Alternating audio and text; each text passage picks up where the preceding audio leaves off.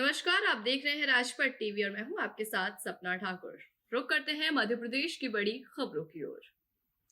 जबलपुर के गोरखपुर स्थित ऋतिक अपार्टमेंट में देर रात पुलिस ने हाई प्रोफाइल शराब पार्टी पर कड़ी कार्रवाई करते हुए नशे में चूर 1 दर्जन से अधिक युवाओं को दबोचकर डीजे और शराब की बोतलें जब्त की। कार्रवाई में पूर्व एएसपी राजेश तिवारी ने राहुल को भी गिरफ्तार कर लिया है, जिसके साथ शहर के अनेक उद्योगपति, बिल्डर, वकील और डॉक्टरों के बेटे भी इस पार्टी में कुछ युवतियों के साथ शिरकत कर रहे थे, जिनकी गिरफ्तारी के बाद पुलिस विभाग में हलचल तेज है।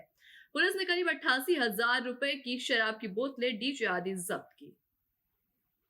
वहीं गोरा बाजार थाना अंतर्गत तिलहरी क्षेत्र में होटल विजन महल के सामने लगे पार्किंग में एक अज्ञात युवक की लाश देखकर सनसनी फैल गई। आम नागरिकों ने बताया कि सुबह के समय मॉर्निंग वॉक के लिए जा रहे थे, तभी विजन महल के सामने गाड़ी रखने की जो पार्किंग बनी हुई है, वहां एक युवक की लाश पड़ी थी। तभी आम नागरिकों ने गोरा बाजार थाने में इसकी सूचना दी।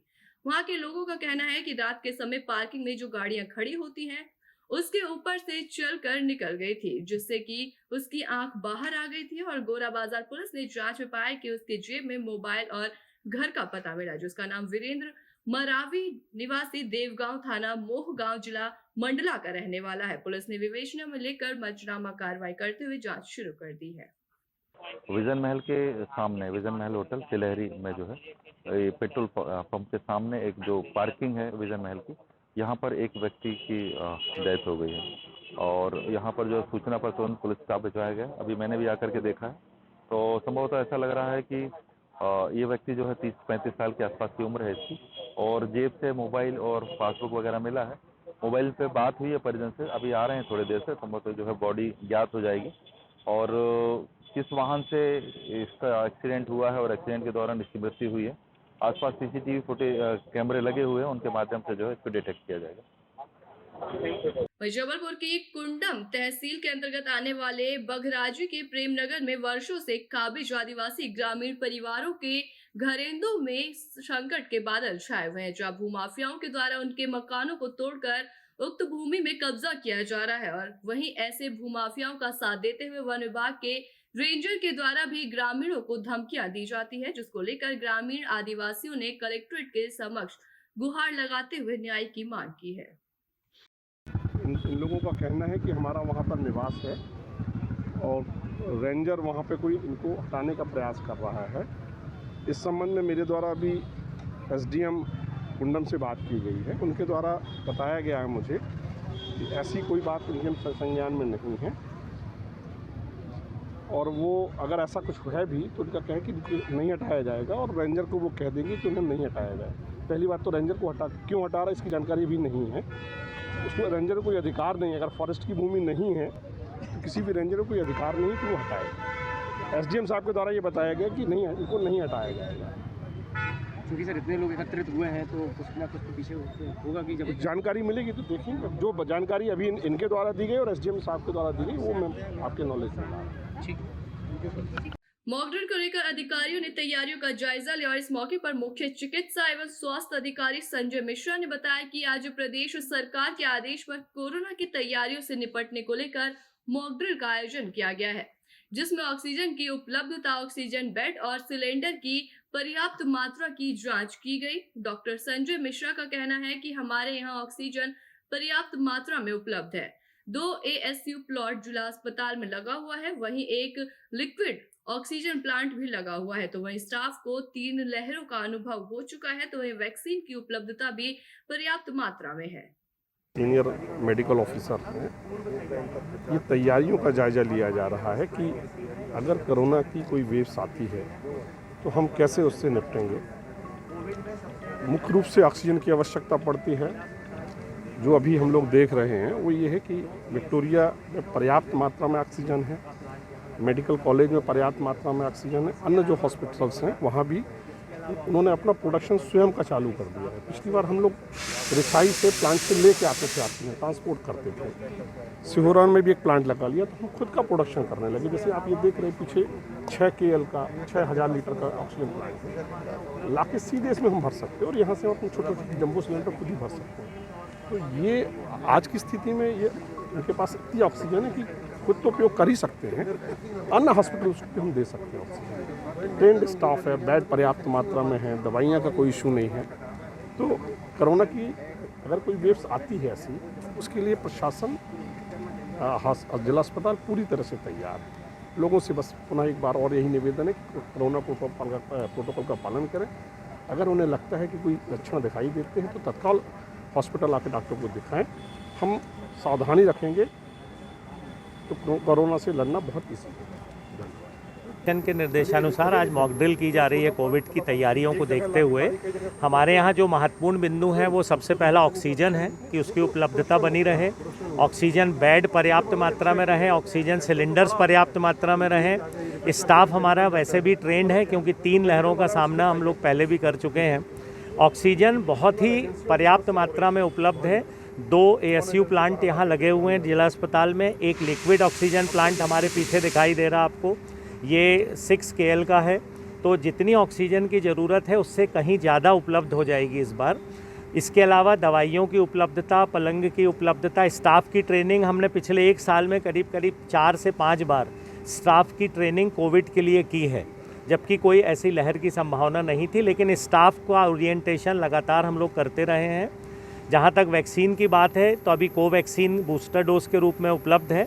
बाकी 2 कोविशील्ड और कॉर्बावैक्स के लिए हमने डिमांड भेजी है। जैसे ही उपलब्ध होगी तो हम जनता को इसकी बूस्टर डोज के लिए उपलब्ध करा देंगे। जनता को डरने की कोई बात नहीं है, लेकिन कोविड के प्रोटोकॉल को वो वैसे ही फॉलो करें जैसे हमने पिछली 2 से 3 लहरों में उसको फॉलो किया था। वही बचने का सबसे अच्छा उपाय है। मास्क का उपयोग करें, 2 गज की दूरी रखें, भीड़ ना लगाएं, कहीं भीड़ भरे स्थान पे कम से कम जाएं और समय समय पर हाथ धोते रहें।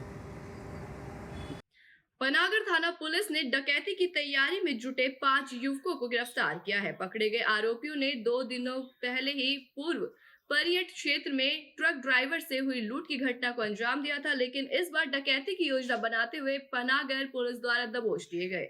पूरे मामले की जानकारी देते हुए अतिरिक्त पुलिस अधीक्षक गोपाल खांडेर ने बताया कि पनागर थाना प्रभारी विजय अंभोरे को विश्वसनीय मुखबिर से सूचना मिली थी कि पनागर स्थित रिलायंस पेट्रोल पंप के पास कुछ युवक संदिग्ध अवस्था में छुपे हुए हैं, जिसके बाद पनागर पुलिस ने मुखबिर की सूचना पर घेराबंदी करते हुए युवकों को गिरफ्तार किया। हाँ, पनागर का ये कल रात्रि की घटना है। थाना प्रभारी पनागर विजय अंभोरे को विश्वसनीय मुखबिर से एक सूचना मिली कि वहाँ जो एक रिलायंस पेट्रोल पंप है उसके पास कुछ संदेहजनक व्यक्ति कुछ छिपे हुए दिखाई दिए हैं। इस घटना की जानकारी मिलने पर, इस बात की जानकारी मिलने पर थाना प्रभारी के द्वारा एक तत्काल एक टीम गठित की गई और थाने की टीम को लेकर वो मुखबिर द्वारा बताए गए स्थान पर पहुँचे और पहुंचकर उन्होंने घेराबंदी की। घेराबंदी करने पर उन्होंने आड़ लेकर कुछ उनकी जो बातें हैं कुछ वो सुनने का प्रयास भी किया। कुछ उनमें आपस में कुछ डकैती डालने के संबंध में कुछ बातें चल रही थी। उन्होंने तत्काल अपनी घेराबंदी तगड़ी की और उनको घेराबंदी करते हुए अपने कब्जे में लिया। कब्जे में करके उनको पकड़ा। पकड़ने पर उनसे पूछताछ की गई। पूछताछ पर उन्होंने अपना नाम सौरभ दीक्षित और गौरव दीक्षित और इसके अलावा एक छोटू उर्फ अभिषेक, सौरभ सेन, विकास उर्फ पिंटू और एक साहिल डैनियल, ये 6 व्यक्ति इन्होंने अपना नाम बताया, अपना पता भी बताया और इनके कब्जे से घातक धारदार हथियार, बका, रॉड, चाकू भी जब्त किए गए हैं। और सघन पूछताछ करने पर इन्होंने ये बताया कि परसों 25 तारीख की रात में जो एक परियट के पास में एक ट्रक से जो इन्होंने लूटपाट की थी उस घटना को भी इन्होंने स्वीकार किया और उस ट्रक से जो लूटपाट किया था उसमें जो 10,000 रुपये की लूट और एक मोबाइल, ब्लूटूथ इत्यादि जो उन्होंने लूटा था वो भी जब्त कराया, उससे जब्त हुए हैं और इसके अलावा जो घटना में प्रयुक्त 2 मोटरसाइकिलें, स्कूटी, ये भी उनसे जब्त हुआ है। और ये जो रिलायंस पेट्रोल पंप की घटना के संबंध में थाना प्रभारी के द्वारा इन आरोपियों के विरुद्ध धारा 399, 402 भारतीय दंड विधान के तहत जो है इनके विरुद्ध कायमी की गई है और आगे वैधानिक कार्रवाई इनके विरुद्ध की जा रही है। 26 दिसंबर को Saint George orthodox senior church ridge road Jabalpur में क्रिसमस सम्मेलन संध्या का आयोजन किया गया, जिसमें मुख्य अतिथि के रूप में रेव फादर संजू जॉन भोपाल से पधारे। शहर के अन्य 4 प्रमुख चर्चों ने अपनी भागीदारी प्रस्तुत की। सेंट अंडर्स मार्थोमा चर्च और साथ ही इसके साथ कई बड़े चर्चों में उन्होंने अपनी भागीदारी दी और उपस्थित होकर कार्यक्रम को सफल बनाया। चारों चर्च की विश्वासियों के मनोहर करोल गीत गाए गए और संडे स्कूल द्वारा छात्रों द्वारा सुंदर नृत्य और यीशु के जन्म की मनोहरी नाटकीय प्रस्तुत की गई। ऐसे तमाम बड़ी खबरों के लिए देखते रहिए राजपट टीवी, सबसे पहले भारत।